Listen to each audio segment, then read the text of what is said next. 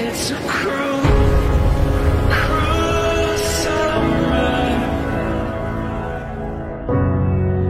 leaving me here on my own. It's a cruel, cruel summer. Now you're gone.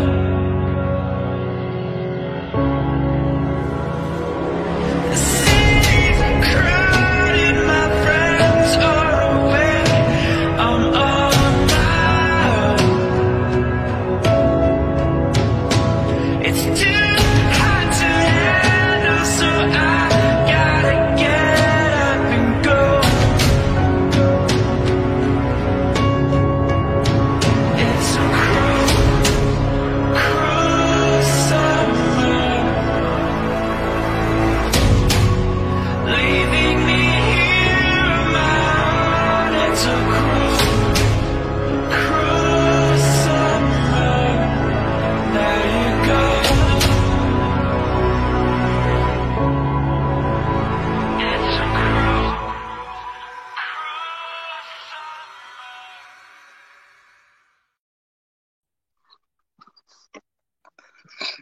Well, hello, everybody. Hello, chat. Notorious, Shelly, Susie. Look at Unmasked is in the house.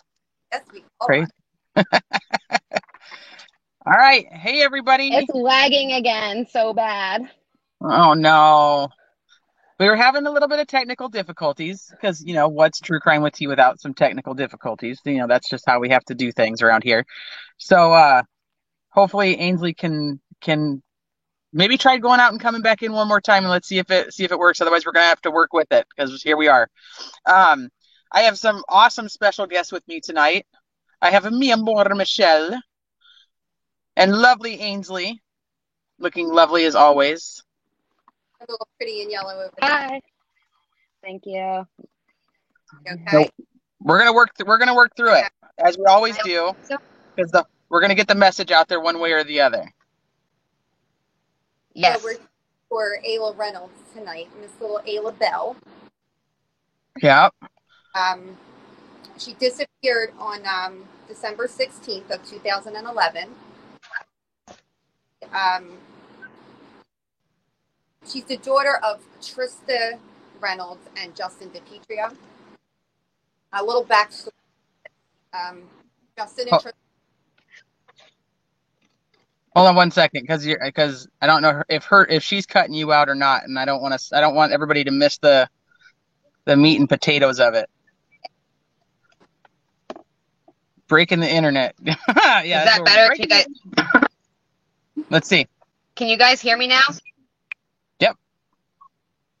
Okay. Okay. Here we go. Hi, Newfie. Audio is a little choppy. Yes.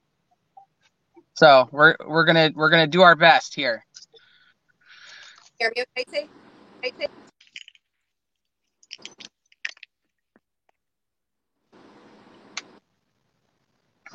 Just let me keep going. All right, Michelle. Now you're cutting in and out. This is a disaster. It took us a little while.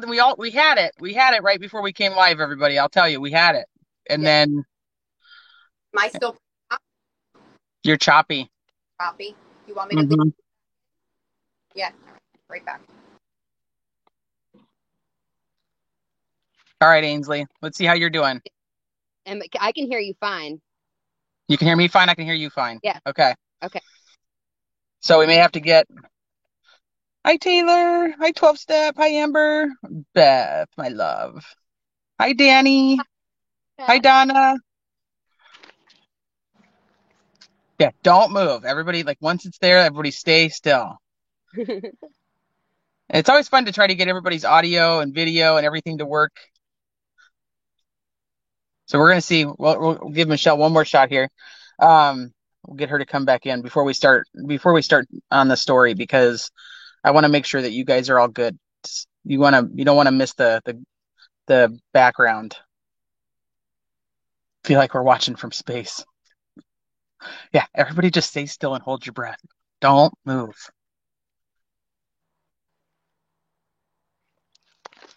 All right. Well, while we're waiting, Ainsley, why don't you tell us a little bit about you and what and why you're on here tonight talking about little Miss Ayla Reynolds. Well, my name's Ainsley. I live in Maine and I live very close to where this happened. I'm also a true crime junkie, so to speak, and I am an unmasked Patreon member. So I had messaged Teresa a while back and told her that this case really meant a lot to me. It was really close to home. I have connections with both Trista and Justin from around the time that this had happened. So it was really important to me. One, try to get justice for Ayla, but two, I'm a Mainer, and I saw there was a couple people from Maine in chat, and like that kind of thing just doesn't happen up here. So it hit really close to home. I mean, we don't really have a lot of high profile crimes, and this is the biggest case that we've ever had in the state. So it was really important to me that, it's been almost a decade. It'll be a decade in December, that we spread the word about what happened with Ayla, because it's pretty twisted and messed up. And I feel like it's just not really covered enough, on other No. channels. I mean, it was a lot back in 2012 and, like on NBC and, nightly news and stuff like that. But that was all the coverage that it got. So other than that, unless you're from New England, you probably have never even heard of the case. I saw that a lot in chat before we came on. So my goal here is to spread the word about Ayla and get the information out there and try to get her some justice. So when you very first reached out to me about Ayla, I was like, I recognize that name, and I pulled up the article, and I was like, you know what? I remember this case. I didn't remember any of the details or anything to it, but I remember, I remember the case itself. So I'm like, this is totally, up my alley of cases that I would follow and want all the details to. So, Michelle is back. Let's see how's she doing. I'm okay, I hope. Am I good? Let's all cross our fingers. Okay, everybody stay still. Don't move. Don't breathe. Don't go nowhere, please. Okay, so we got a little story from Ainsley about why she's on tonight. Michelle, do you want to say hi to everybody and say why you're here tonight? Of course. I met Ainsley a few months ago when I joined Patreon, and we became very close. And we connected through Ayla's case. So this is something that she's been working on. This is very, very dear to her heart, and she just let me come along for the ride and do some research, and here we are. Yeah. Into this case, this little baby needs it's time. It's time to get her name out there. It's time. She can't be forgotten, and I think that's one of the biggest things is that we follow a lot of cases like Summer Walk, which is very big right now, but if there's no answers in Summer Wells 10 years from now, is anybody going to look back and still be talking about it? So, we don't only want to just cover in the media at this moment. The whole point is to make sure that we get all the information out there about cases like Ayla's, so that people don't forget to treat it and don't forget that there still needs to be justice. And Michelle, I think you have a little bit of feedback on it. A little bit. Yeah. Am I better now? Yes. Yes, we'll try that out. Good? Does that sound good for everybody? Is that okay? Yes. Much. Where did we leave off? We're just going Okay. So, so Ainsley, if you wouldn't mind, you want to tell us a little bit. You guys are getting feedback from me? Oh, well, that's interesting. Okay, no, it's much better. Everybody's saying much better. Okay, so Ainsley, do you want to give us a little bit of the history? Tell us about Ayla's parents, how they met, or the backstory. Yep. So Ayla was born in April of the 4th, 2010. Justin and Trista were not really a couple. They referred to themselves as friends that had a baby, and they weren't really together. After they had Ayla, he denied her for the first several months of her life, and then a paternity test was done, and after that happened, he started to kind of see her here and there on the weekends and stuff like that.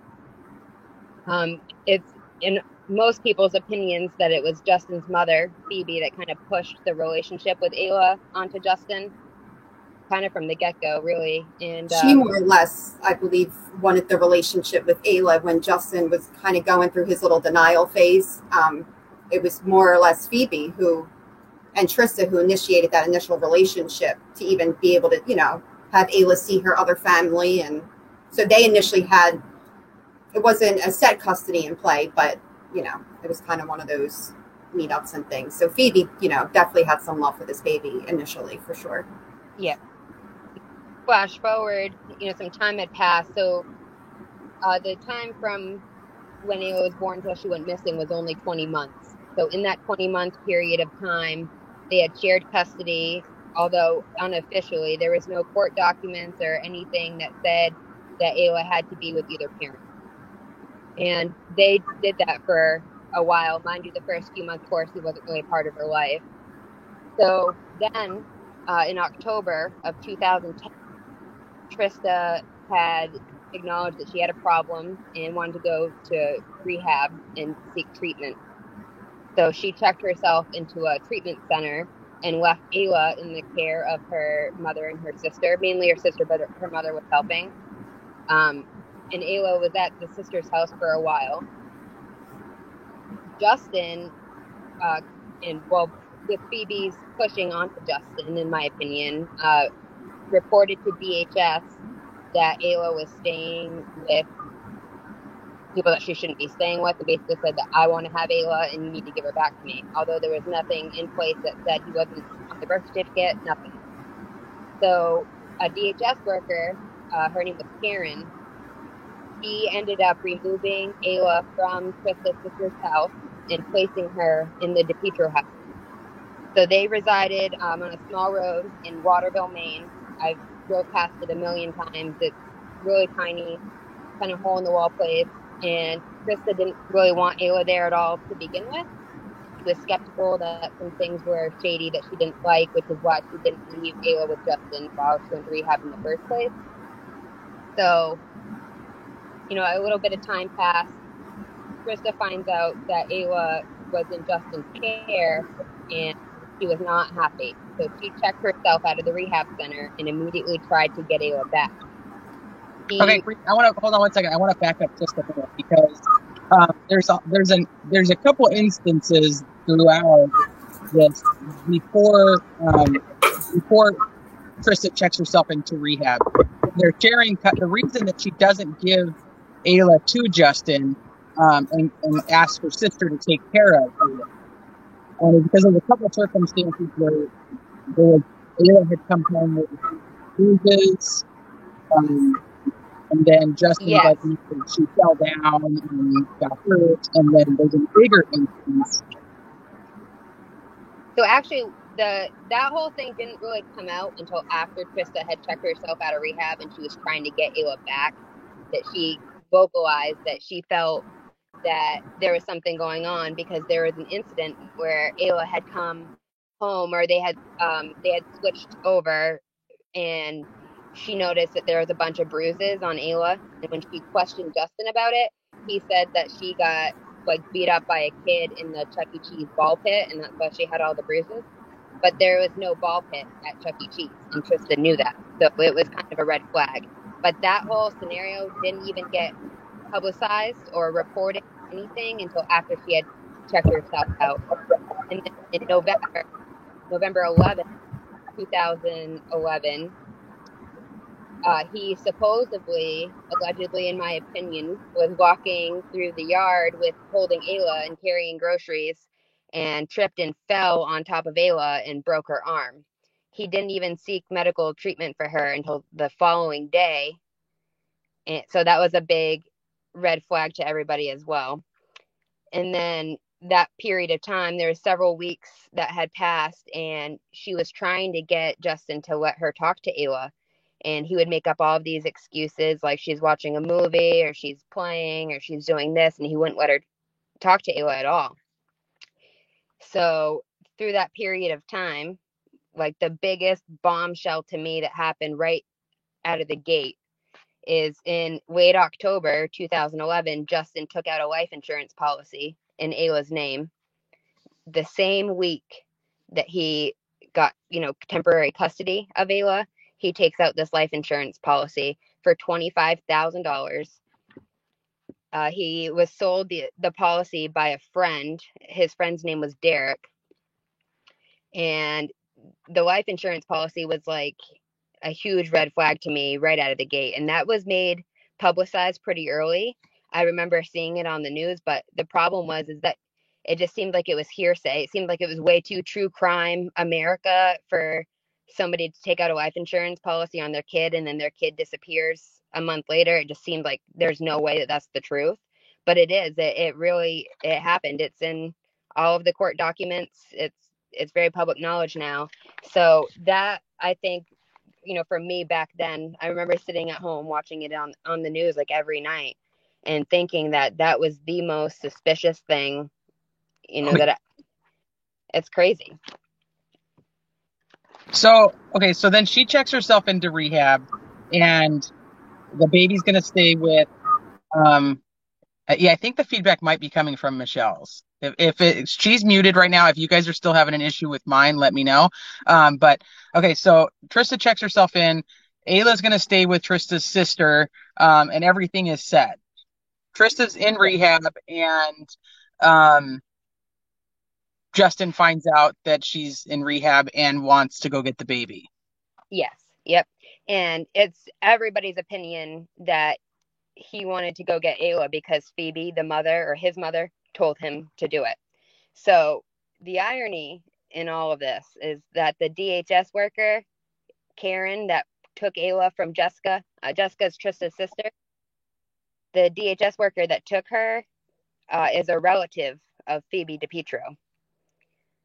So that was another huge bombshell that came out within just a few weeks of, this happening. So in no circumstance should DHS pull a child out of a home without a home inspection, especially a DHS worker that is the relative of a family that you're going to place the baby with.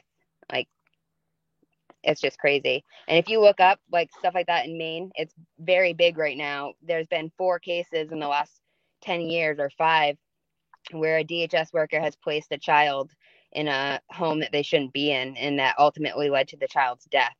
So it just kind of goes to show you that the system's a little broken and needs some readjusting.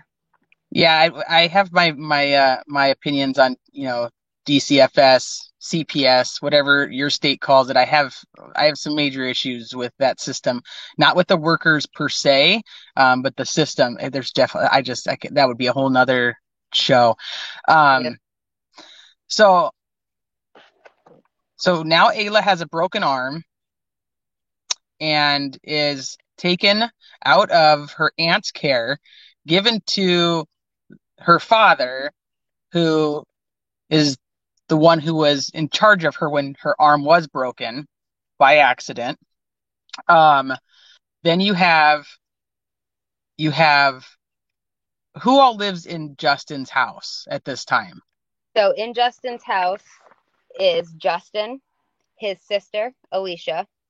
Alicia plays a pretty big role in all of this as well. His mother, Phoebe. Alicia had a young child, and staying there off and on was Justin's girlfriend, Courtney, and her young child as well. On the night of the disappearance, the only people in the home was Justin, Courtney, Alicia, and all of the babies. Phoebe was not there. Okay, so this is like a 3-bedroom house. Do we have an idea of the setup on how everybody is sleeping? Yes. So I've actually drove past the house several times, and I've seen, pictures and stuff of it as well. So it's a single-story home with a basement. So it's a 3-bedroom house, but in the 3 bedrooms, it's really small. So in a hallway adjacent to each other would be Alicia, her room. Across from Alicia's room was a room that Ayla and Alicia's daughter shared. And then at the end of the hall was Phoebe's room. So downstairs in the basement of the house, they made a little makeshift bedroom, and that's where Justin slept. And that's where he lived. So it was a 3-bedroom house, but kind of like a 4 because he did live in the basement. They just made the basement into a bedroom. Okay. So where was Courtney's child?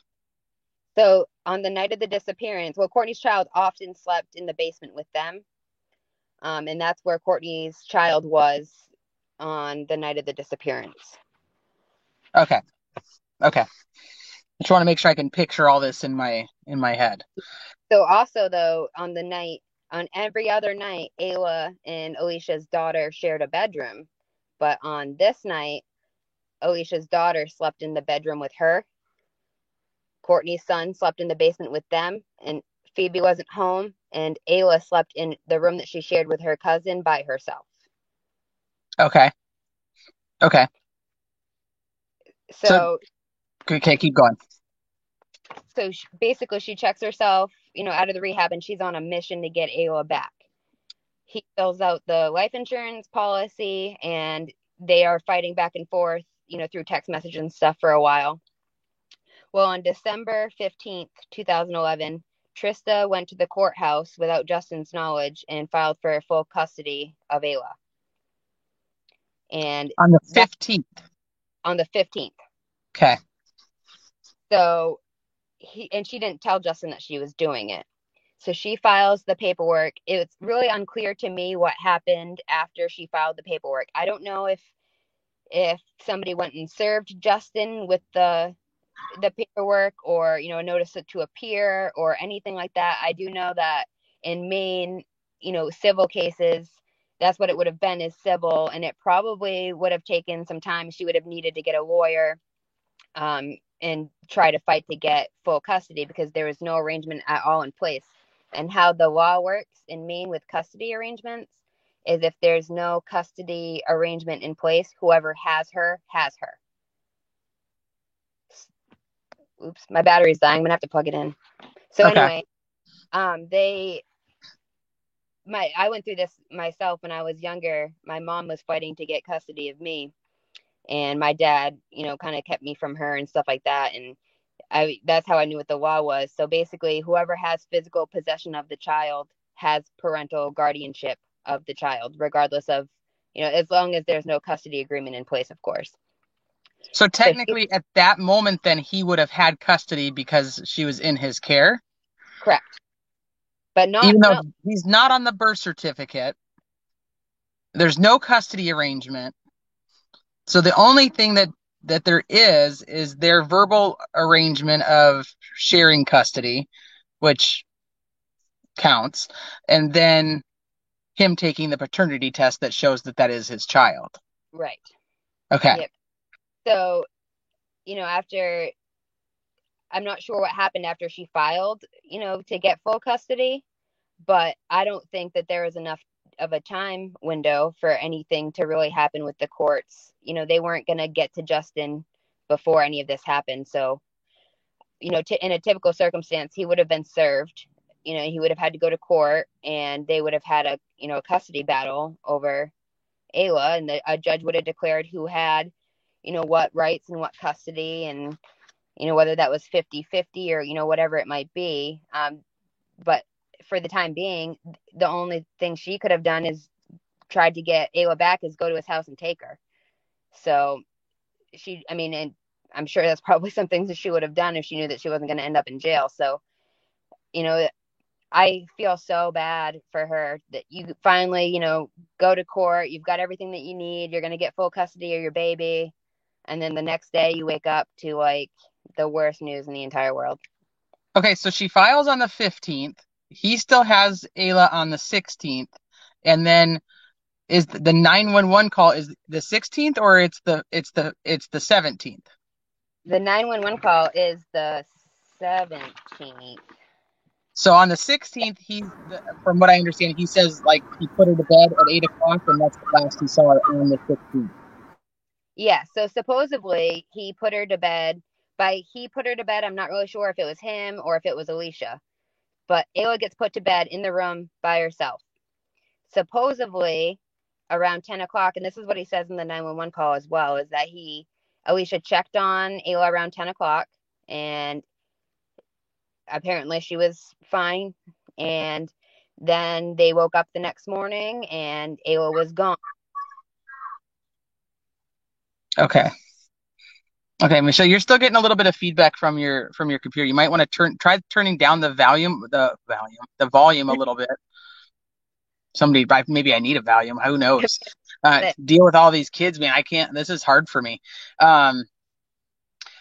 Peter Hyatt had some interesting things to say about poor Ayla's case. I'll have to check out what he said about it. I have not actually seen him. I know that there's a podcast that was done on Ayla's case. Ainsley, do you happen to remember the name? It was like Down. Dark Downey. I actually talked to her. So Kylie, if you're watching, thanks, girl. But Yeah, I've been chatting with her on Facebook, and she's been giving me some of her resources and stuff that she had found. And her podcast is on darkdowneast.com, and there's a little search bar you can search for Ayla. It's like 45 minutes, but it's really good, and it gives you a really good beginning to end kind of snapshot of the last almost decade and what's happened and how crazy it's been. It really is like something out of a movie. Right, it is. It's a good podcast. And then I just learned that True Crime Garage did like a 2-part episode on Ayla's case last week, which I haven't watched yet. They did? I guess, yeah, that's what I heard today. So I'm like, now I'm going to go watch that too. So if you guys are looking for, other coverage and other information, you guys check those out too. Cause those will, I've listened to the podcast. It's really good. And I haven't listened to True Crime Garage yet, but I mean, they're amazing anyway. So, the podcast name is what is it called? Dark Down East. Dark Down East. I always want to say Down East Dark, but I'm saying it Dark Down East. Trying to see if I can charge my phone in my car without it connecting to my car. If I lose you, I'm sorry. Okay, well, it happens. Okay, so let's see. So what else do we know about the days of December 16th and December 17th? Can you also do what you know of that?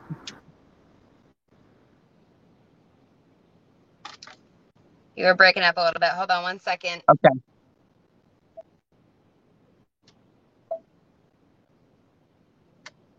You guys are all so patient with us and all of our, the comment section will blow up with like, oh my gosh, the technical difficulties, blah, blah, blah.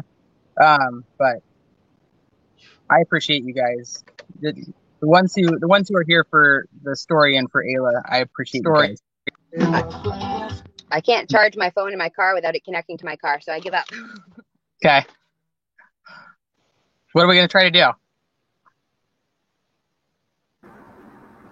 Can you hear me? Hear me?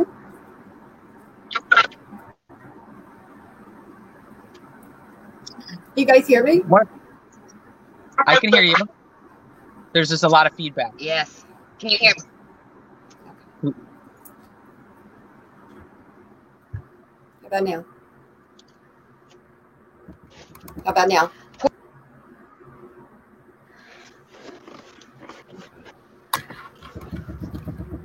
How about now? You sound good. Do I sound better now? Yes, no feedback. At least not. I can't hear any of you guys in chat.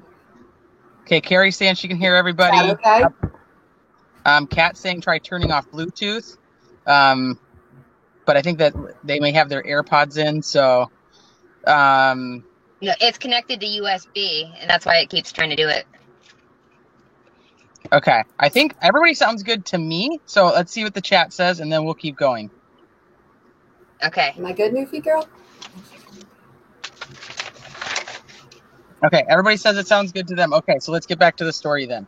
And then Michelle, now you can make your comments, because I saw you mouth and stuff, but it was like nobody can hear you because you're muted. Okay, perfect. I talk a lot, guys. I'm sorry. I just told Leslie when she starts talking too much, just to mute her in the background. Just to shut me up, just be me. Okay, we're back on target here. Let's go back to what can you tell us about December 16th, 2011 and December 17th, 2011? Do you want to go, Michelle, or me? Oh, I'm sorry. I must be behind. I didn't hear anything. Say it I'll one more go. time, Trey. I'm sorry. Oh my God. All right, Ainsley, I guess it's going to be you. Okay. So they put Ayla to bed around 8 o'clock. Checked on her around 10. So there's nothing on the internet or anywhere. He's never admitted to anything. Nobody knows what happened to anybody in that house from 10 o'clock at night until 8:49 in the morning, 8:51-ish, when the 911 call was made. So he calls 911. He tells them that Ayla must have been snatched in the night because she's gone from her crib. So of course, like I said before, this kind of thing does not happen up here. So the cops show up, they call the Maine Warden Service because, that we have a lot of woods up here. Like, it's just woods everywhere. So they had to call in the Maine Warden Service to help with the search. They called the FBI Child Abduction Rapid Deployment Team, and they came here to help assist with the investigation. And then, of course, the Maine State Police and the Waterville Police, and that's when the search kind of began. And they obviously searched the home, so they made the DePietros leave and find somewhere to stay that day. And ironically enough, the family that they went to go stay with was the guy that sold him the life insurance policy. So, interesting, yeah. Okay. So they are basically the next 2 weeks from December 17th until December 30th is just searching. They end up searching the river. So, of course, we're in Maine. This is the Northeast. It snows like crazy. So time was really of the essence before our really hard winter hit.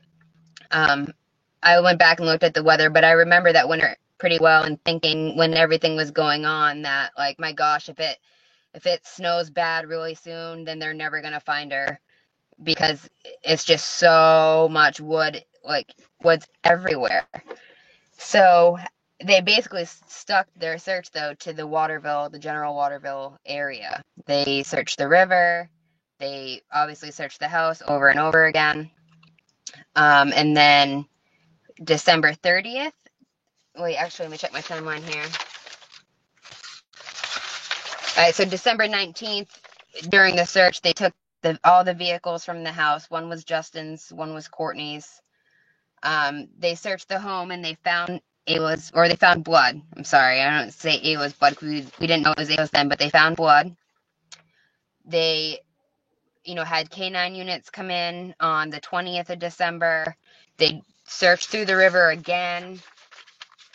On the 26th, they say for the first time that they don't believe that they're going to find Ayla alive and that the search is still ongoing. At that point, a bunch of local businesses that wanted to try to help find Ayla donated money, and they raised a $30,000 reward for anything that would lead to, finding her.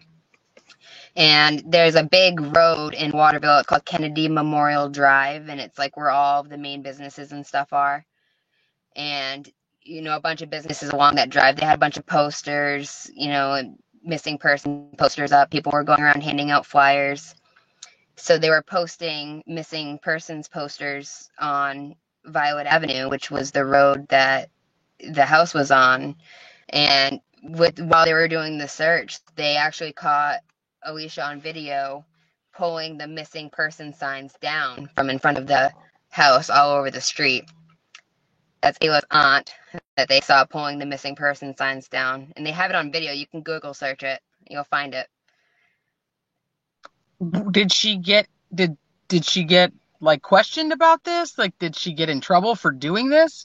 Did anybody ever talk to her and be like, why are you trying to take down the flyers of your niece? Well, there's people yelling at her, like in the video. There's a bunch of videos, and there's people yelling at her, calling her names and stuff, because that's a pretty crappy thing to do. But no, I mean, I don't know that it was technically illegal for her to take them down. It's just very wrong, in my opinion. If my baby niece was missing, I'd be shouting it from the rooftops, telling everybody that I knew that she was missing, and I'd be handing out those posters to anybody that would take one. And she was ripping them down, and it just blows my mind. Okay. I'm going to back up for a second. So they found blood in the house. Where was the blood located? So there is blood in the basement. Actually, I can go through I've got where all of the blood was found, but we'd have to jump forward just a little bit. So they Okay, end up we'll wait releasing on that then. I'll wait on that. We'll wait Okay. till that we get there. Okay, so when did they bring in the dogs? This is always a big On one the for me. 20th. And researcher Susie's not here, but when she watches the replay, it'll be a big one for her. When did they bring in I the was dogs? just going and to say what kind we of need dogs? Susie. They Right. brought the dogs in on the 20th. So 4 days later, or 3 days after she was reported missing. Okay. And do Yep. we know if they brought in search and rescue or did they bring in cadaver? I don't know. No, Okay. that was something I meant to message Susie before this so I could ask her to help research and see if she could find out what kind of dogs they were. But I forgot, so. That's okay. We could still ask her. Okay, so you were talking about that the area is heavily wooded. I don't know if that, maybe Leslie has a photo of that, and we do have a little like I can't think of what the word right now, but a little stream of video Slideshow? or slideshow. Thank you. I could not. That was a dumb word. I couldn't think of.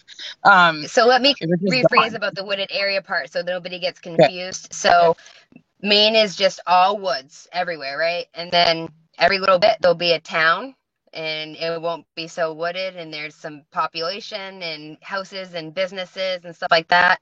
And then you're driving, through the woods to get to everywhere else. So Waterville is, for Maine, we don't really have like big cities. It's kind of hard to classify it as a city. The population's not very high. I mean, I live in a city and the population's 7,000.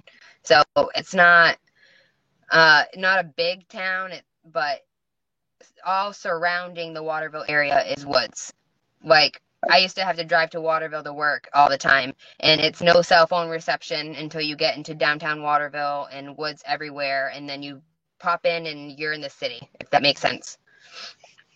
Okay, so where their house was located, where Justin's home or Justin's mother's home is located, is it in a like a neighborhood, or is it just all surrounded by woods?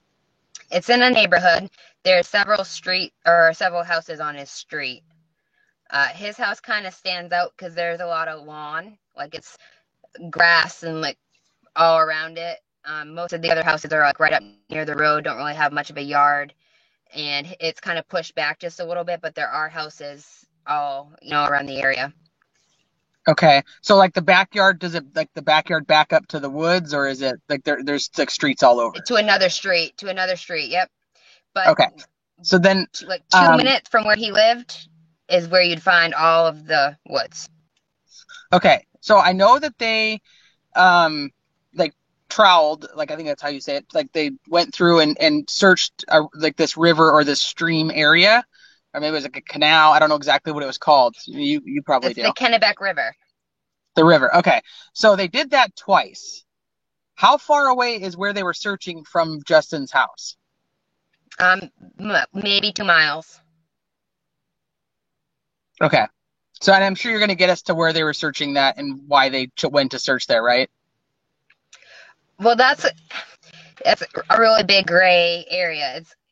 Nobody really knows, and this has been said in like several public statements from, everybody. Nobody really knows what led them to the river. The police haven't released anything. So they just searched the river. They didn't find anything in the river. The first time they didn't find anything in the river. The second time they found, what was it, Michelle? Like a baby, or was it a blanket? She's muted, so hold on. Oh crap! Sorry. Let's unmute her. Do I sound better, Neil? It was 2 blankets, and they found the 2 blankets. One was pink and white, and the other had it was just white gray with like little checkers on it, the pattern. Trista did not recognize them when they showed them to her, so they couldn't actually, along the way say that they were actually right. But they did find that along the way for sure. Okay, and this may be jumping ahead again, and I apologize if it is, but they did find the body of a toddler. No. They found a body of a man. I thought they found a body of a toddler. Okay. They found a body of a toddler like a couple years later in Massachusetts, Yeah. I think, that they thought was Ayla, but it wasn't her. They did find a body when they were searching for Ayla. It was a 54-year-old man that had been missing since like 2004. Mm-hmm. And they found his body in the woods while they were searching for Ayla. Whose mother had said that he committed suicide because he left a letter behind, and they just happened to find him while searching for her. Yeah, that's why I think it's so important. Like, it wasn't foul play. Yeah, that's why I also think it's important when you explain how Maine goes, like how it kind of. I didn't understand how easily someone could go missing and stay missing, per se, until Ansley explained how it is in Maine, like the way that you would have to explain it, because I'm going to probably say horrible, but basically, like you said, it was like mudslides into something that goes into the ocean eventually, and I'm like, well, that's if you want to get rid of someone. Is she breaking up for you again? Go to Maine. Yeah, you're breaking up, Michelle.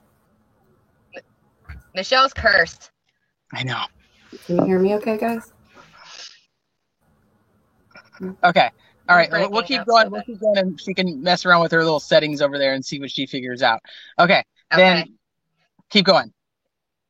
Okay. So they search the river. They don't find anything. It kind of takes a turn on December 30th. They decided to turn the case over to the Maine State Police Major Crimes Unit, which meant that like the FBI, the Warden Service, all of them, they were done with the case. They were helping with the search, but they weren't leading the case anymore. So the Major Crime Unit basically says that they're not gonna find Ayla alive, and that it's turned from a missing persons investigation into a criminal investigation. I actually have.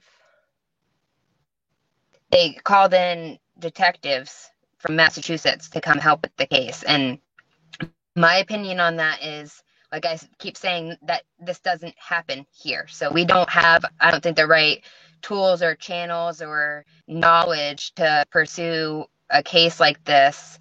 And I think they kind of knew that at the time. So they had detectives from Boston come here, and they helped assist in the investigation. And then the search just kind of continued throughout the rest of the winter. And I think that it was everybody's hope. I know it was mine. In the springtime, I remember watching the news and everybody thinking like, well, the snow's melting. It's going to be a lot easier to cover some ground, and maybe she's in the woods. And that's why I think Michelle was talking about is, I think that most people's opinions is that she's in the woods somewhere. And that's just because, like I said, it's so wooded here. It's the easiest way to make something or someone disappear that will be very, very hard for somebody to find, because there's so many, trees that are falling down, and dead trees and weeds and, rocks, all kinds of stuff everywhere. It would have been so easy to do something. They kind of made it, I think, public as things were happening, but trying to be as discreet about it as possible. When they were searching the river, obviously people were going to ask questions. Why are you searching the river? They wouldn't have wasted their time searching the river unless they had a reason to search it, And that was just kind of how the case kept going throughout those few months, is they kept searching all of these places and not telling anybody why or what led them, to want to search there. Nothing ever came out. Okay. I guess my question is did they ever go back and like search the woods with cadaver dogs? 1, 2, did they do like a grid search after the snow was gone? Like, what kind of searches were done at that point? It's really kind of, I know that all they were doing was searching through the woods, and they had the Maine Warden Service, assisting with that, because they know the woods and they're familiar with it. There was people like volunteering to search that were searching on their own accord, but there wasn't really like any big grid search or anything like that I remember, or that I found when I was doing, my digging on the case, it's very vague who was involved in the search, where they searched, how long they searched for. The only searches that they ever came out with, was the house, the river. And so one thing, and Michelle and I have talked about this quite a bit, and this is very allegedly, I don't want to say, because I don't want to get myself in trouble. There's no actual proof fact that this happened, but Trista's lawyer in a public statement basically acknowledged that it's knowledge to them and to the Maine State Police that Justin took a 2-hour drive the morning that Ayla disappeared before he called 911. And he accuses him of doing it, and it's rumored that he's admitted that he took the 2-hour drive. When asked why he took the 2-hour drive, he said he was driving to and from Trista's residence in Portland, which is about an hour away, to see if she took Ayla from him that morning. But Trista wasn't there. So supposedly this 2-hour drive happened. He gets home, decides to call 911, and my personal opinion was that if the police did everything they were supposed to do, I would have heavily focused on that hour stretch, of road that would have led him. His cell phone pinged in Portland the morning of her disappearance, or the morning that he did the 911 call. So his cell phone was in Portland, which is an hour from where Waterville is, but they never put anything on the media about searching. I would have been focusing on the roads from Waterville to Portland, which is highway, but they didn't make that public knowledge at all. Do we know what time did his phone ping in Portland? We don't know what time it pinged in Portland, but I think what they said was that it would have had to have been sometime around 7:30 a.m. or something like that. Michelle might know that one. She's muted again. So, okay. She should just nod. So I'm not sure exactly what time, but if you get on Google and you search for Trista and her lawyer, you'll see the videos, and basically he says, "We know you took the 2-hour drive, blah, blah, blah," and nothing ever came of it. Okay. So I want to back up. So how long did Courtney stay with Justin? She was there the night of the disappearance, and I think they were only together for a few months. I don't think it was super serious at the time, but they did stay together for several years after the disappearance. But are they together now? No. So okay, so that's now she lives in Portland, Maine, and she owns her own business and all kinds of stuff, and that's a whole other mess of crap. But they separated several years ago, and I think she's remarried now and has kids, or they weren't ever married, but she got married and had kids. Oh, you're muted. I can't hear Teresa. Did Trista ever talk to Courtney? I don't, not that I know of. So in the beginning, when this all went down, they had a vigil. 2 weeks into it, they had a vigil, and that was the first time that Justin even talked to Trista after they went missing. So 2 weeks passed, and she was trying to talk to him, and he wasn't responding. He refused to answer any questions or cooperate, in any way. And then in early January, there was a vigil, and they were seen hugging and talking and consoling each other. And then this was right at the same time that they had said that they expected, foul play, and that they weren't going to find her alive and stuff. So I think at that point in time, Trista just wasn't sure that he had anything to do with it, and who was wanted his support. Who Tristan was and Justin. Trista okay. and Justin at the visual. And then that was the last good communication that the two of them had, because during that time, then everything starts coming out about how they suspect foul play and that they don't think they're going to find Ayla alive. And once that all started coming out, everything changed. And she basically knew that something suspicious was going on and started focusing on trying to find Ayla and trying to get answers from the DePietros, and she wasn't getting them.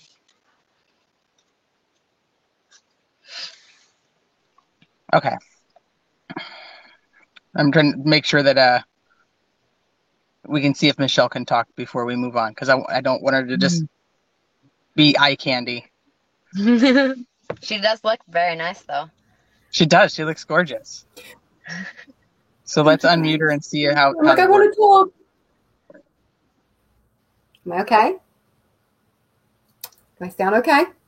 You sound good to me. Good? Yeah? Okay, we're going to try it again. For now. Let's cross our fingers again. Try this again. Okay. See if we have to put her back in timeout. I sit here all by myself. Aw. You guys want to go back to the blood? Thank you, because we're talking Kathy. about, you guys might have, you have like a list of where the blood was found and how much was found. Because all I remember reading about was, it's not false. All I remember reading about was that they had found like basically like a cupful, like more than what an injury would be, like a cut or a scrape or anything like that. Like there was a good amount of blood found. That is correct. Yeah, there was more than a cupful and more than what someone would get from a cut. And they found blood. I can actually read verbatim what they found. So this has us kind of flash forwarding just a little bit, but they have not said this publicly. So the blood evidence that we know that they found, we know that they found it because they gave the evidence to Trista. Where I believe she was sleeping to the car. Is she lagging over me? Yeah, she's lagging again, so we put her back on mute. I know. So sorry, Michelle. I love you. Oh, poor thing. She was so looking forward to this too. That sucks. We'll keep trying. She's not done yet. We'll keep trying. So anyway, the police sit Trista down and basically agree to go over all of the evidence that they have thus far. And they give her the option. They say they're not going to release it to the media, and they've given her the option to decide if she wants it to be released or not. So a little bit after they gave her the evidence, she went public with it, and she told everybody what they said that they found. So let's see. So they found drops of Ayla's blood on the left shoulder strap of her car seat, dried vomit on the back seat of Justin's car, blood on the little pom-poms of her pink slippers, a silver dollar-sized blood stain on the living room couch, blood and saliva smeared on her baby doll's face, and they believe that that happened because Ayla tried to wipe her face off with her baby doll, and it just makes me want to cry.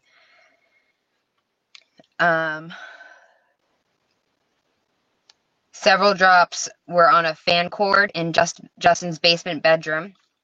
Blood spatter was on a plastic blue tote in the basement where Justin slept. Inside that tote, there was a sheet with Ayla's blood stains on it.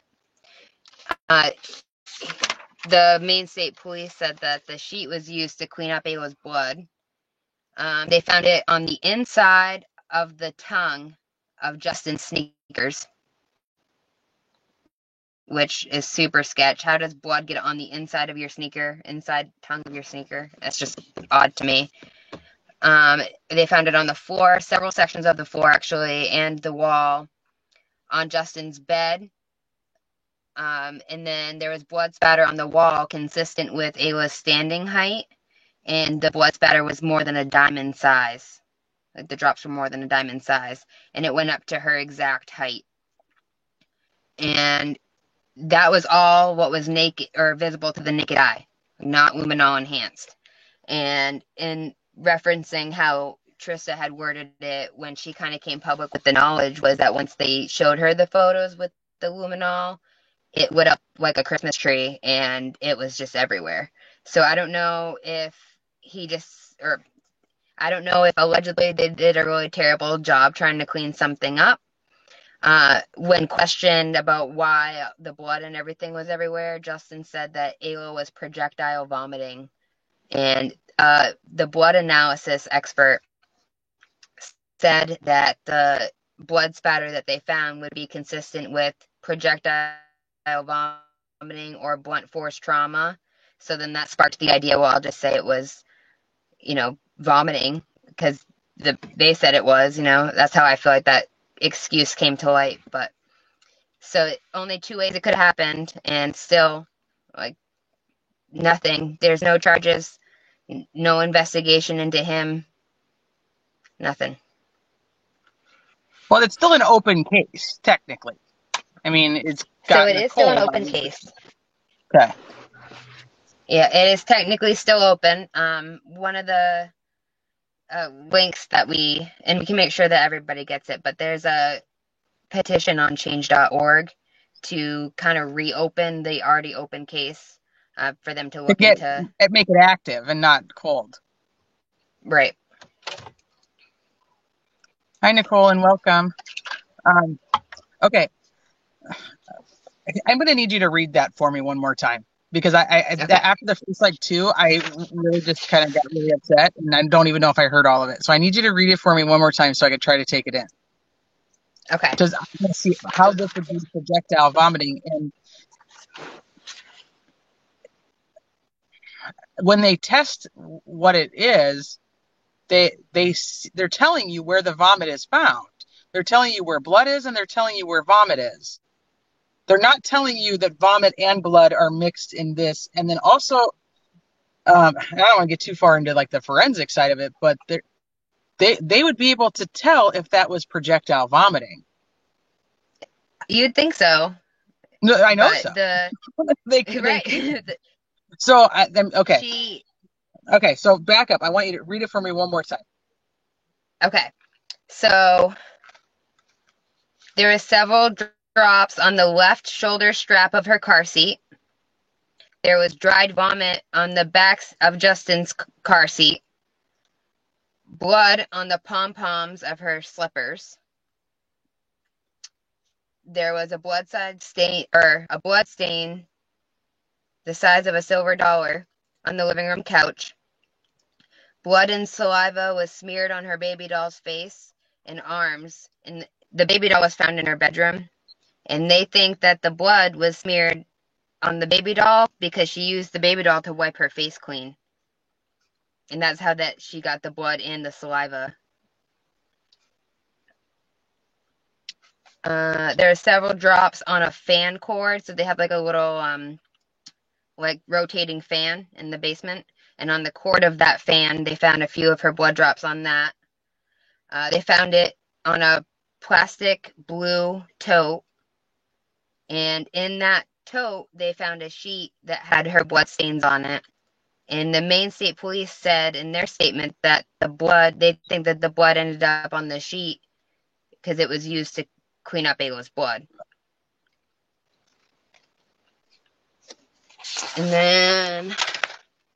And obviously this all gets sent to the lab, and it gets tested, and it comes back that it's Ayla's blood, it's Ayla's vomit. Is there any other contributing donors to these samples? No. They say with certainty that it's all Ayla's.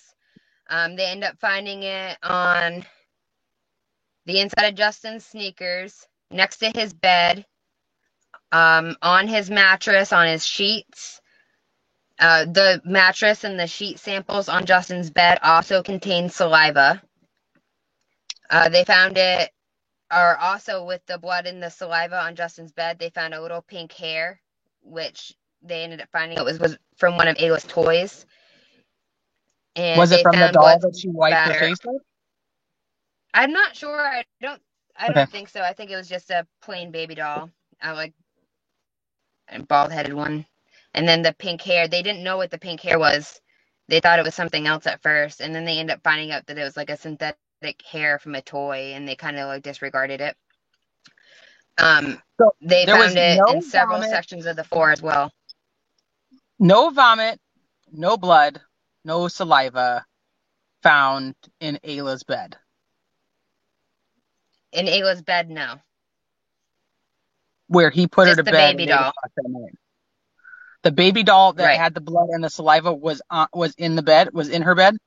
It was in it. It was in the bedroom. I'm not sure if it was in the bed with her or just in the bedroom. Okay. They also found blood spatter like all over the place on the floor and on the walls. And then the Of blood the spatter that basement? they found on the wall of the basement, the blood spatter that they found on the wall measured up to be exactly Ayla's height. So the blood spatter only went to how tall she was, and that was it. And all of the blood spatter that they found, the spots of blood were bigger than a dime in size, which is what led them to say that it would have had to have happened with blunt force trauma or projectile vomiting. So basically, Justin was saying that Ayla was throwing up blood. And I'm like, and what parent in their right mind is your child projectile vomiting blood and you don't put them in the car and take them to the emergency room is beyond me. But there's the car seat is found in his car. There's vomit on the back of his car, or on the back of his seat in his car. Yep.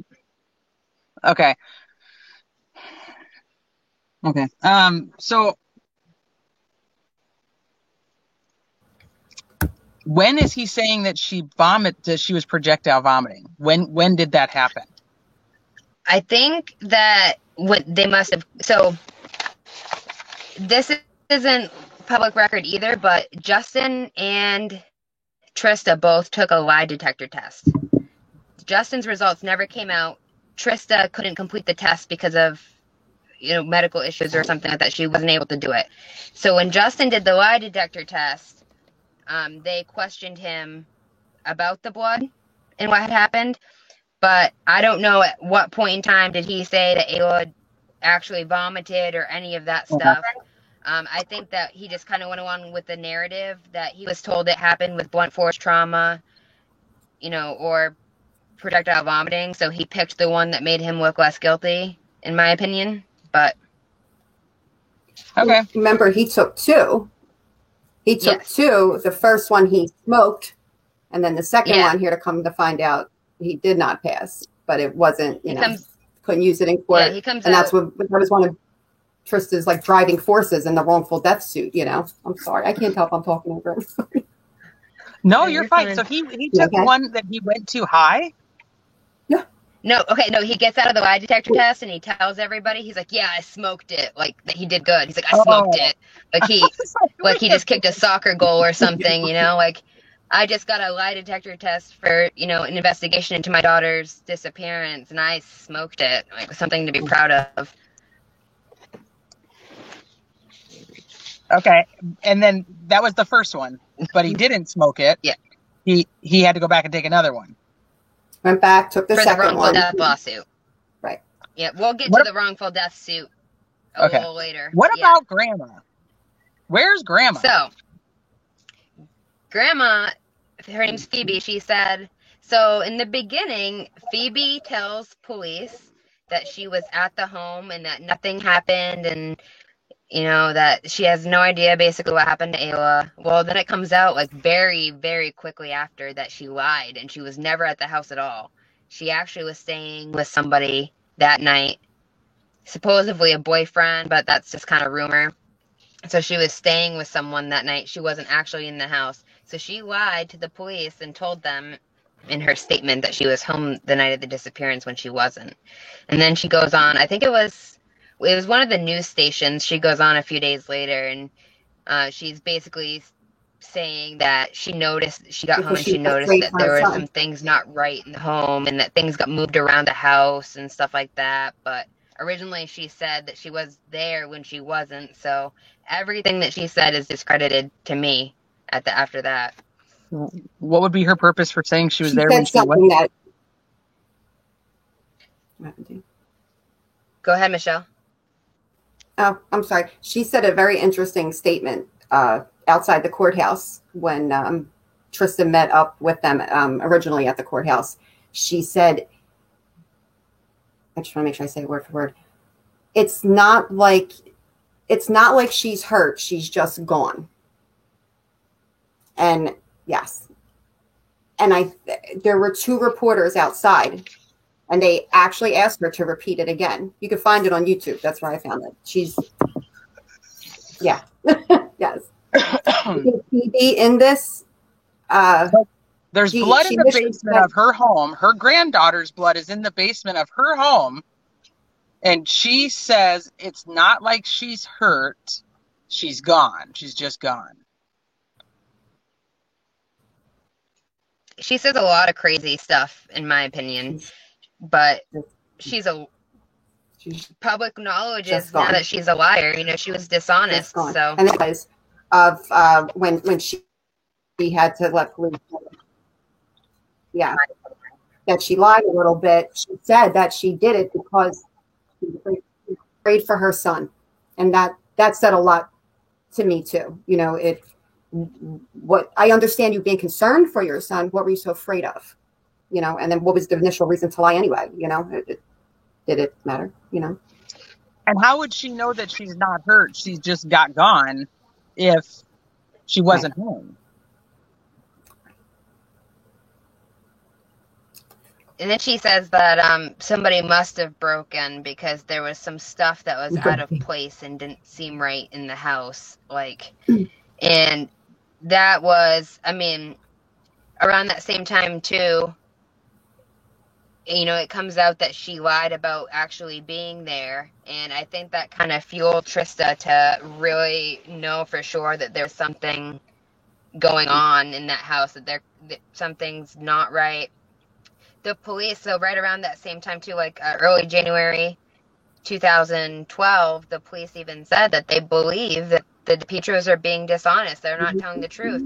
They said in multiple statements that they don't think anybody that was there that night was being honest. And that means that there's minimum of 3, if not 4 adults that know what happened that night. I mean, that house is too small. There's no way. How old are the other kids? Or how old were the other kids at the time? Were they like babies? Yeah, around the same age. Okay, so they wouldn't be any... You know, it's really weird, too, that Ayla slept in the bedroom by herself, and every other night she would have shared the room with Alicia's daughter. I've always wondered and wanted to know what happened that night that prompted Alicia to do what she doesn't typically do and bring her daughter into the bedroom with her. Do we know that she typically didn't do that? Yes, they said that. The DePietros said that. Oh, okay. It's almost like they broke their normal routine. Yeah, I think that they accidentally said on a normal night she wouldn't have been in there. But, I mean, that's always, I'm not even sure, 100%. But, you know, this is stuff that's been recorded from 2011 when this, you know, first happened on. It's always been that on a typical night, they would have both been in that room together. But on this night, it was just Ayla. And that's in everything. When was the last time that anybody actually saw Ayla outside of these 4 adults and 3 children? I'm so glad you asked. I'm so glad you asked. Was I thinking people are saying they don't know what happened between 8 p.m. on the 16th to 8:16 a.m. on the 17th.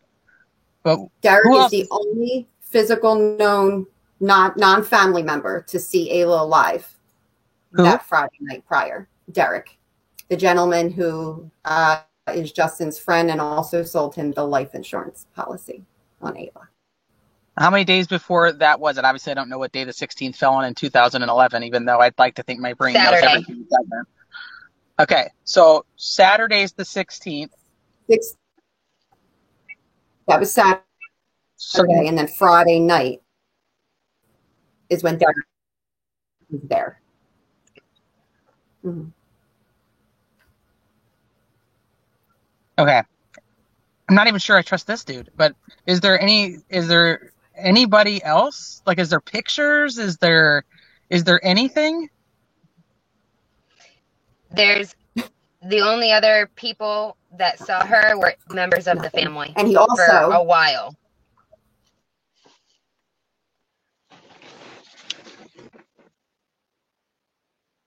She got muted.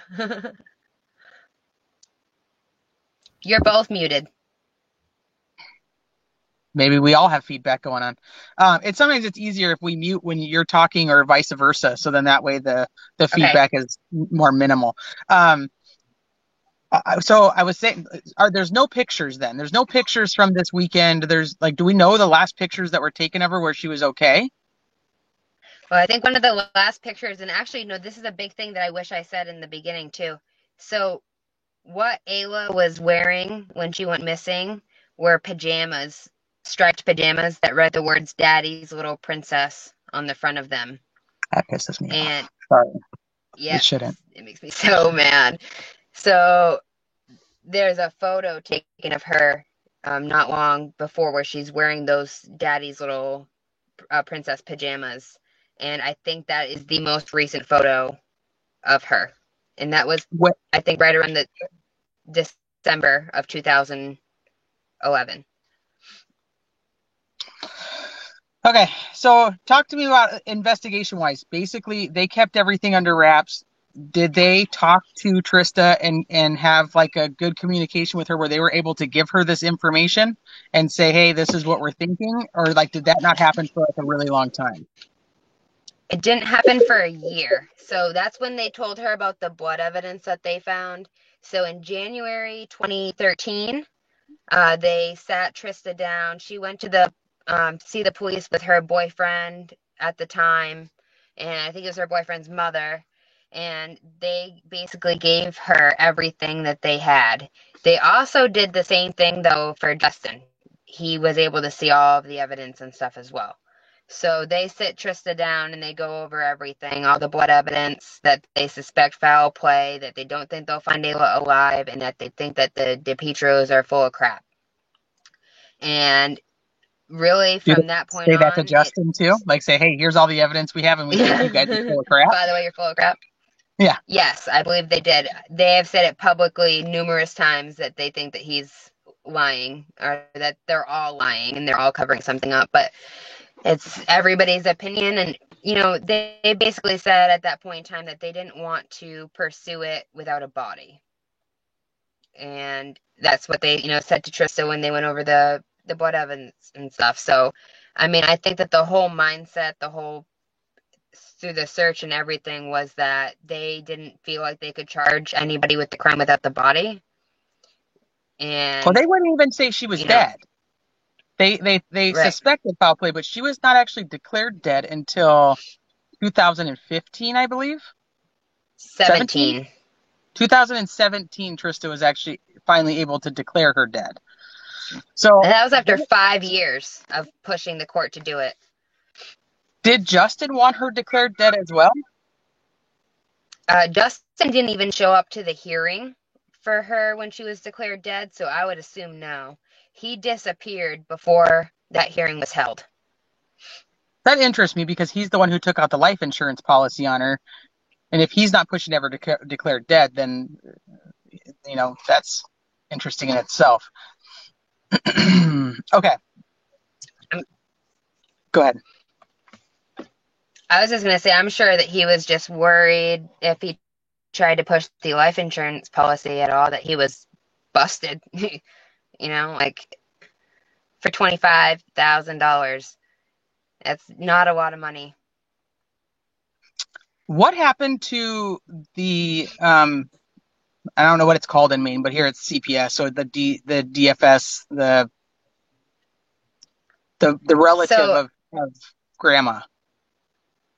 I don't know whatever happened to her after that. I do know that she was in trouble of some sort. She was questioned. Like half of the articles that you read online say that she was fired. Half of them say that she still works for DHS. One of the common things that you see a lot is that she was operating outside of her jurisdiction when she placed Ayla in Justin's home. So basically, she's just kind of gone ghost. And I'm not 100% sure. I actually tried to we call it DHS. It's called DHHS now, but back when Ayla had gone missing, it was just called DHS. And I actually tried to call the office and see if she was still an employee there, but they wouldn't tell me the information. So I'm not sure if she still works for the state or not, but I honestly wouldn't be shocked if she did. I do know that she was questioned about it, and nothing ever came of that either. Do we know if Justin actually collected the life insurance after Ayla was declared dead in 2017? He didn't. Because he never tried, or because they put a hold on it because of the investigation? I would guess it's because of the hold. I don't know that they can tell you. Michelle, you want to hop in, unmute, and try it? She's like, yes. They cut that very short. He made no attempts to cash in, basically, but even if he would have, they literally, I want to say I read that in a NBC article, because I'm funny with articles that I read sometimes, you know, so, and that's where I got that one from, that they put a complete hold on that life insurance, shut it down, everything. No one. Well, you can't get life insurance on somebody that's missing. Mm-hmm. And he was already, because he had an open investigation, there's no way in this world they was letting that happen. And because of, I also believe too, with Derek, you know, there's something fishy that still sits in between there to me. Yeah. I agree. With Derek. Well, yeah, and he happens to be the last one outside of this household that sees her alive. It's a little sus. So Krista in chat is actually saying that, you know, And she's he's also the first person Justin calls the morning of. Krista, this is the first case that she started following in true crime. So she's like on it like Ainsley too.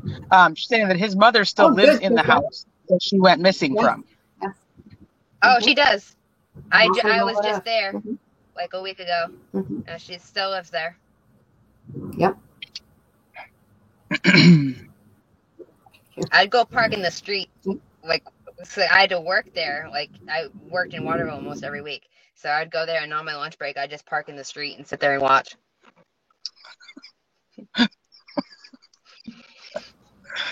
Oh, goodness. So you got to remember, too, he called Derek the morning of. Oh, yeah, I forgot about that. Yep, the morning that Ayla, he did the 911 call.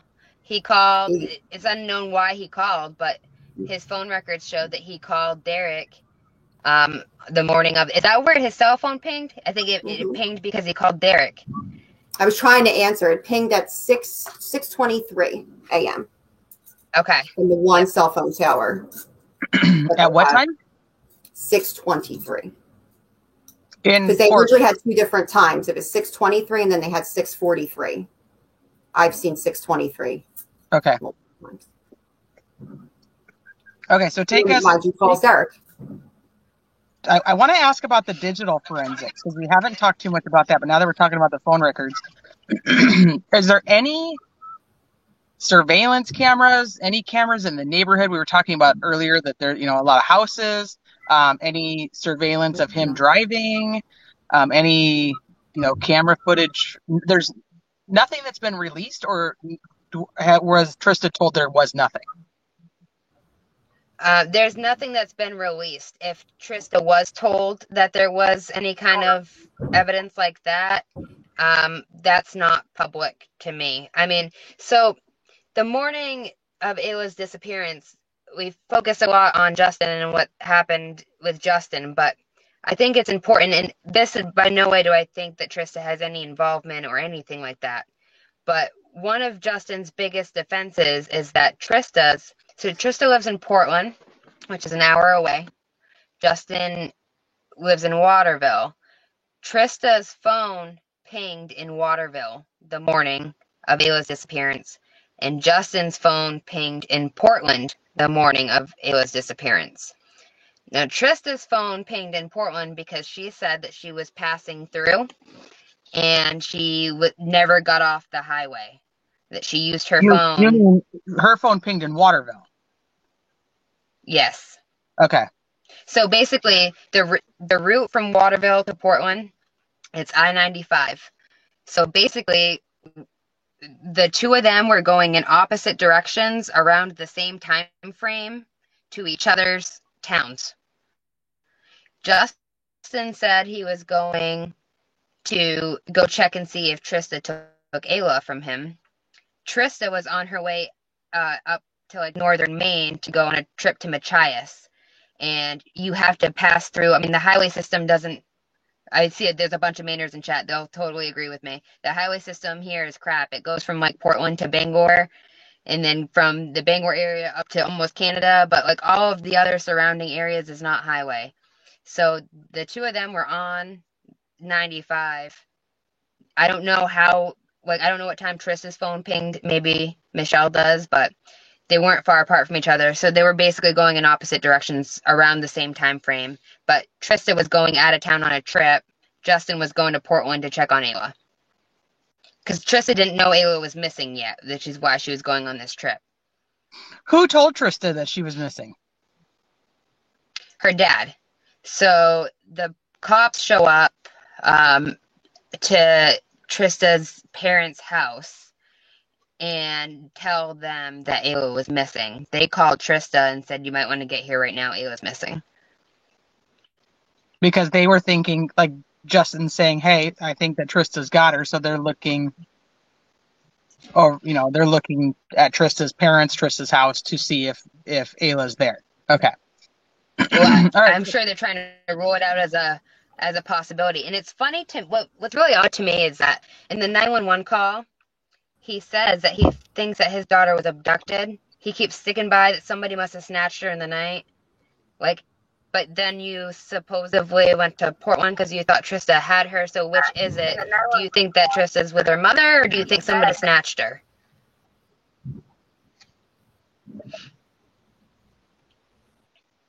We're going to have to teach Michelle sign language. I know. Go ahead, Michelle. She's and on let's a not delay. forget the text that he sent to Remember the text. You remember the text that he sent to Trista? Am I delaying? Am I delaying again? Oh. Yes.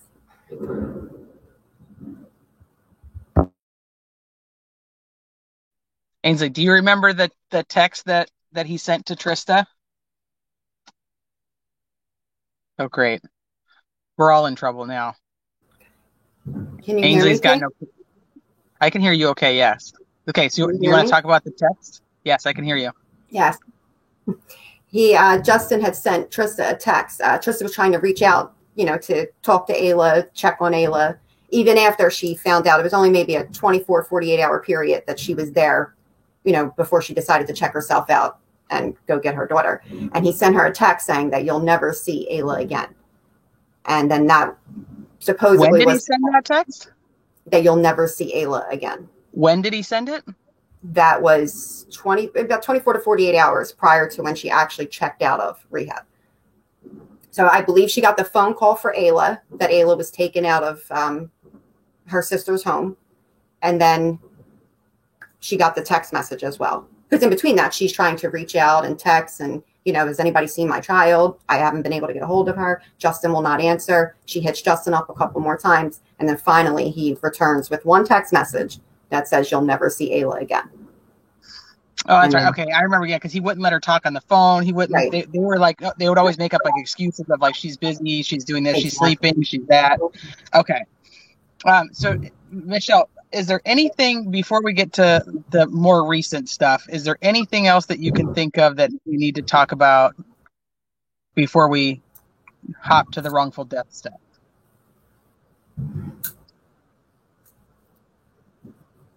When Ainsley hops I back think in, we that's pretty what much covered. Krista, we talked about that he fell, he tripped while he was Yes. carrying her and broke her arm. He actually fell down the steps. He tripped and fell down the steps onto Ayla, and she broke her arm. No medical attention for about 48 hours, and then he finally took her. She was placed in a soft cast, and he didn't take her. I thought Trista ended up having to take her. Well, am I wrong? He took her to, I guess, it would have been her pediatrician instead of taking her directly to the hospital. Clearly her arm was broke. I don't know if that was a way to maneuver around something. I'm not sure. I don't know why he did it that way. And then Trista took her about 2 days later. She took her to the actual hospital to get the cast.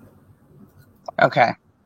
And Jax, no, Ayla has still to this day not been found. No. She was declared. They did get a death certificate in 2017. They had the judge had to declare her deceased. So then that way we could talk to move on to the next part. It's that Trista files a wrongful death suit against Justin, which I want to make sure that Ainsley, if Ainsley has against Justin, which I want to make sure that Ainsley has against Justin.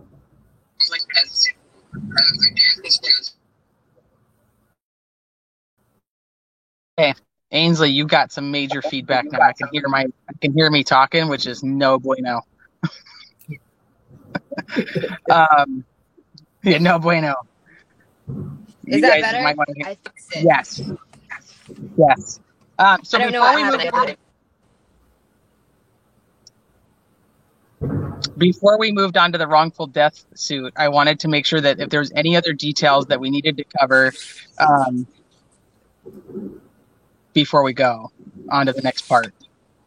I think one thing for sure I want to mention is that in July of 2013, Justin gets arrested for domestic violence assault against Courtney, the girlfriend that he had. So this was like a year and 8 months later. He gets arrested for domestic violence, and then Courtney ends up dropping the charges against him. And it's around that time that he's gearing up to head to California. So anyway, I just want to make sure everybody knows he did get arrested for domestic violence. So interesting. Trista, Ainsley is actually friends with Trista. Ainsley is friends with Trista. You guys are trying to get me all tongue-tied an hour and a half into this live. I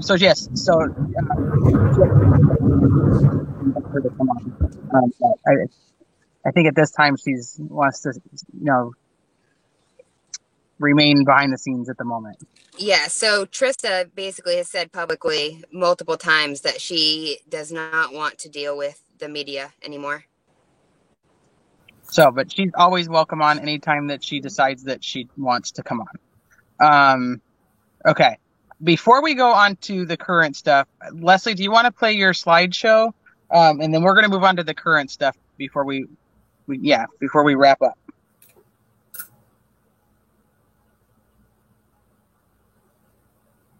God, that baby's so cute. Look at her. That baby's face. Little face. Look at her little face. Look at her little tiny nose. She's a gorgeous little girl. Sure. What's the tongue?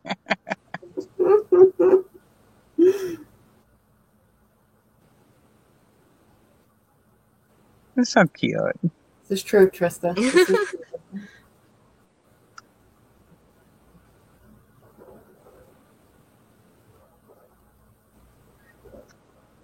I can't see any of the comments. I'm going to have to go back and watch.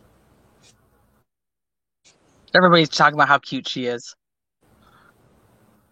And then you flip off it, and my face is like right next to the screen. Thanks a lot for that, Leslie. I didn't even know because I was like looking at her. I'm like, oh, she's so cute. Okay, so now where does this case stand currently? Who is actually still looking into this case? What jurisdiction? So it's still an active investigation. Maine State. The Maine State Police Major Crimes Unit still have the case, but where it stands right now, so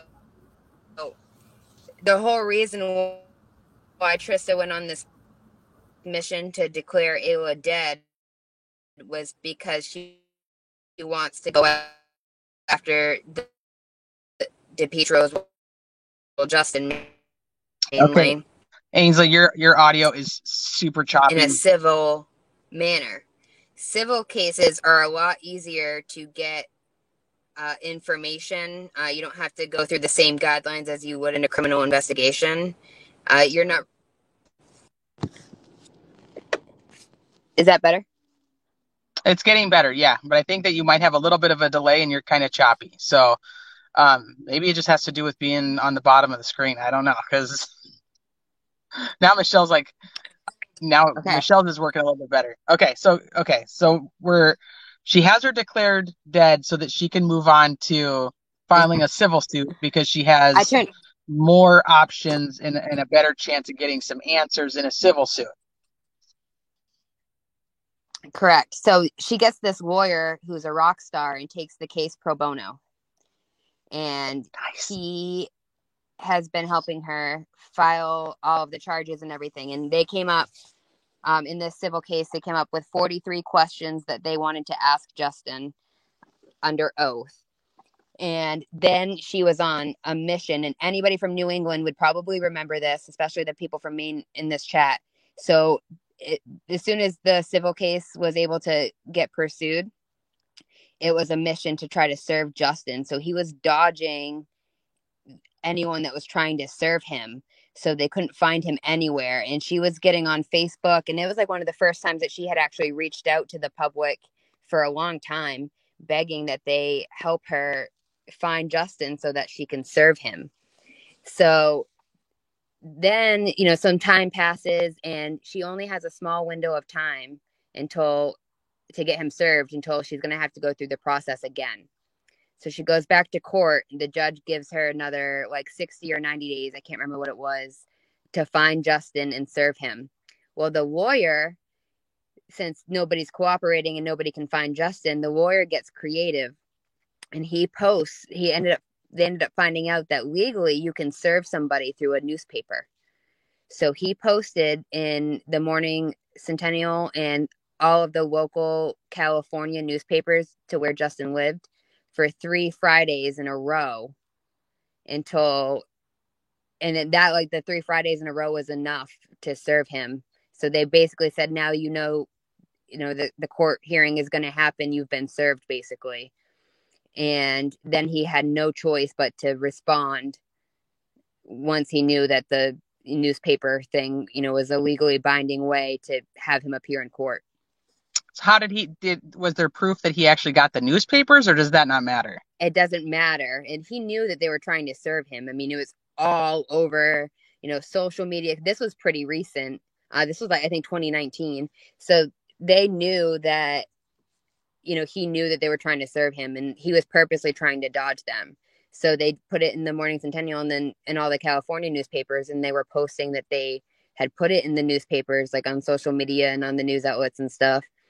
And then all of a sudden, Justin has a lawyer, and he is ready to respond to the lawsuit. That's recent then, because that's not how it was. Right. So he was given, I actually have the 43 questions. He got a lawyer. The lawyer he appears for Justin. So Justin doesn't actually appear. It's his lawyer that does. And his lawyer answers the 43 questions, and you basically have to say, admit or deny. And so now what happened was he went through all the questions, and they were supposed to have another hearing, and then COVID happened. And once COVID happened, everything went, away, and there's been no new updates. I imagine it's because they're so backed up, with cases. The courts we just got out of a state of emergency. So I imagine, hopefully by the end of this year, there'll be some kind of update when the next court hearing is going to be. Okay. So where is he currently? California. Still. And so he's just using his attorney to respond to anything that's happening in Maine. Right. And of course, if once this actually goes to court, he'll be required to come here. Okay. And then Trista, where is she? So she lives in Portland. She works at a restaurant. She's got 2 beautiful baby boys that she pours her heart and soul into.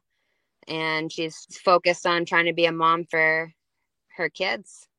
And she's got a boyfriend. They've been in a relationship for a really long time, and everything that you see, she's in a good place, but still wants justice for her baby, of course. So what can we do to help as the So public?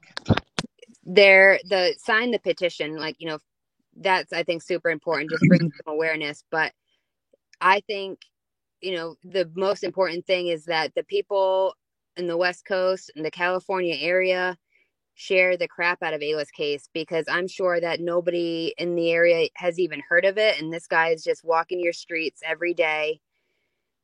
And it just blows my mind that somebody that could do something, like this, even if he's not guilty or this is all alleged anyway. But why was nothing ever charged? Like, why didn't anybody get charged for lying to the police? Why didn't you get charged for child endangerment? Failure to report a crime because 2 hours passed before you called 911.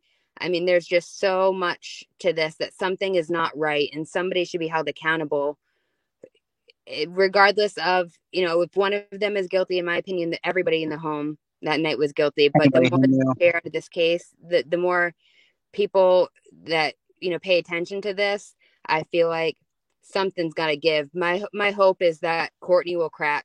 That's my honest to God hope, that, she's going to see this and eventually she'll come clean about what she knows that happened that night. And, that was kind of what I was thinking after you were saying that they were broke up. I'm like, has somebody talked to her since? Oh, yeah. To see what she'd say now? I mean, the big thing is one, she's not going to want to be charged at this point. But two is if she had anything to do with it. Obviously we don't know that. I'm just, saying that would be a reason for her to stay, quiet. Yep, I agree. And I mean, as much time has passed, state police believe the same thing.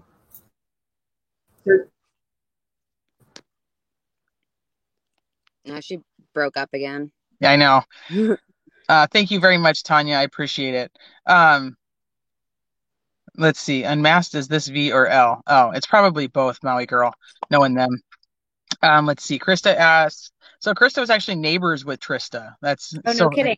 Krista and Trista. That's gonna be all discombobulated in my repeats. Why didn't the DHHS worker get charged? That's who I've been going after. She illegally took a child and placed them with a father in a father's home that they knew was abusive. So I think that's the issue, is when there wasn't any open court cases or any open cases on the fact that he was abusive. So that's your first issue. Second is, I would be very curious to know if they called DHHS first and then this girl went out and took Ayla, or if they called this girl directly, she went out and took Ayla and then filed a report. I'd love to know the timing on that to see how the charges could go. But that's a lot. I mean, there's a lot of details.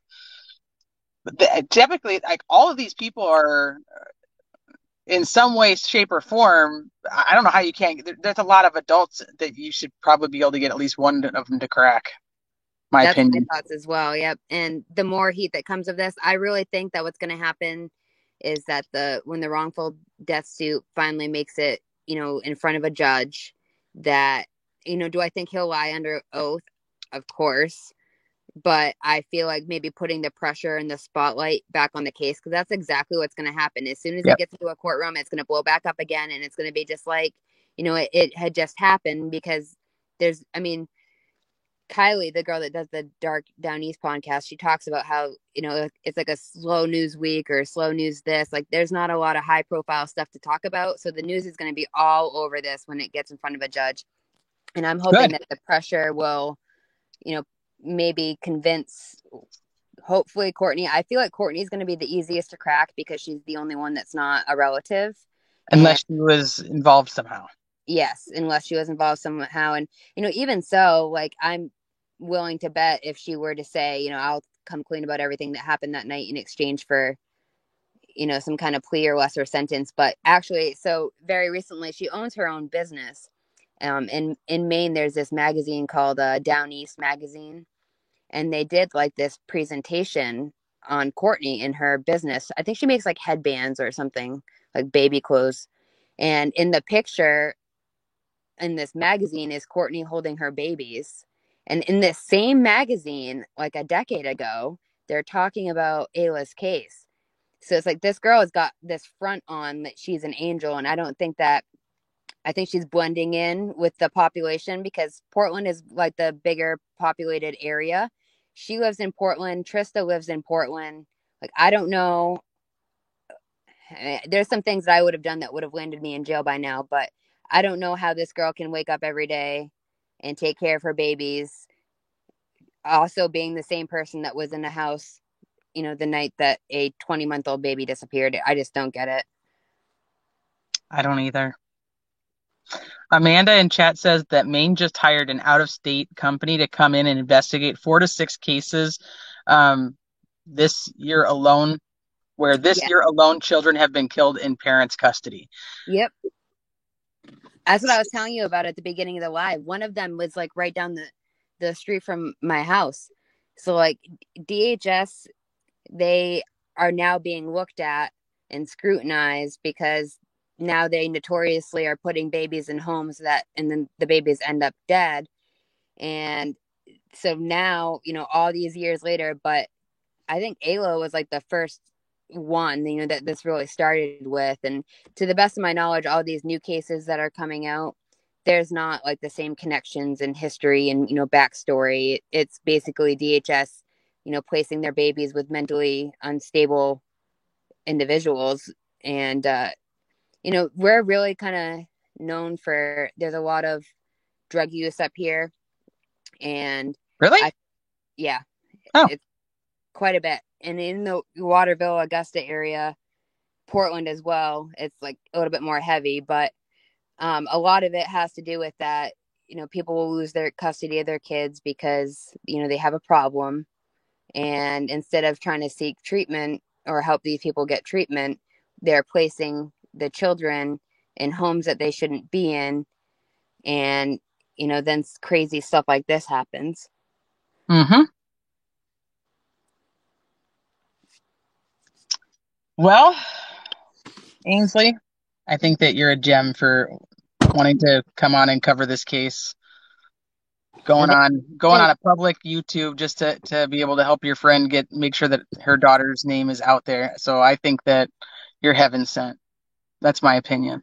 Well, thank you. I appreciate that. Thank you so much for letting me come on. I'm glad that somebody got to tell the story, and I'm also glad to see, all of the other Patreon members and stuff in chat. Hello. Do you know when the next court date or what's the next legal appearances that'll be happening? Do you have any idea? So they were supposed to have a hearing, but all the courthouses were shut down during COVID, and then they never like rescheduled it. So trying cases that happened in early 2020 and stuff like that still.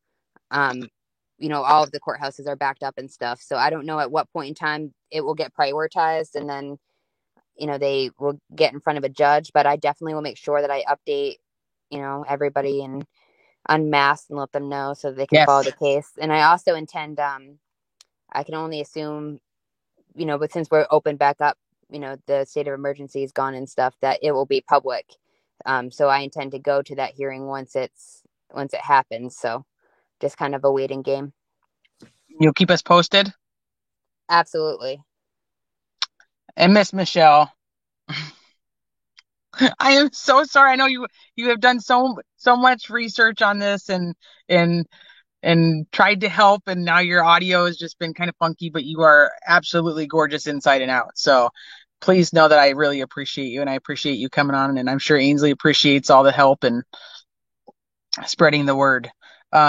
Let me see. I want to make sure that we cover anything in chat. Yes, please join Ayla Reynolds group, especially if you're wanting to see like some, of the documents and some of the pictures and things that we weren't able to show you guys tonight. Please make sure you guys join Ayla Reynolds group. I know the mods have been doing a great job. Thank you, mods, for always being top notch.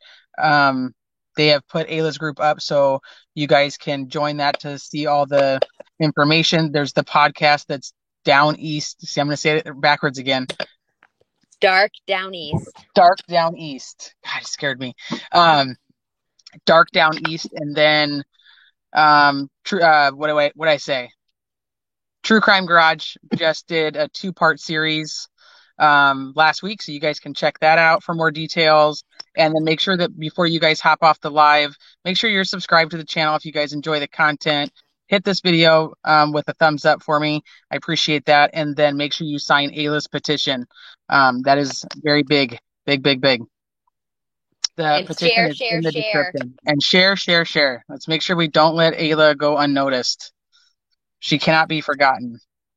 Kim, no, they have not found her. They have not found her.